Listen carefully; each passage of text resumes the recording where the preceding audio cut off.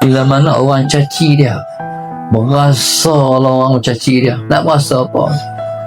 Sebenarnya Allahumma salli ala Sayyidina Muhammad, Allah yang tuturkan mulut dia nak caci kita.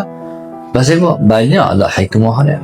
Mungkin di antaranya kita tak berasa kita siapa-siapa. Kalau orang caci kita, kita tak berasa kita siapa-siapa. Siapa aku? Aku bukan siapa-siapa.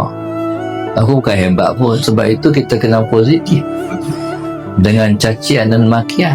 Sebab itu kata ulama, unzur ila ma qala wa la tanzur ila man qala.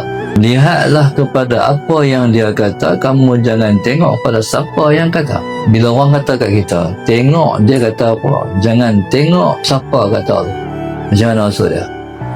Dia kata kat kita sekian macam-macam lah. Kita kena ambil benda tu. Aku macam tu lah, betul tak macam dia kata? Dalam kita tu penuh. Tak betul. Aku tak macam dia kata. Dia yang kata aku macam tu, aku tak macam tu. Syukur tak? Alhamdulillah. Tapi kalau dia kata kita macam dia kata, kita kata apa pula? Astagfirullahaladzim. Jadi subhanallah, Allahumma salli ala Sayyidina Muhammad, maka segala-galanya baik untuk kita.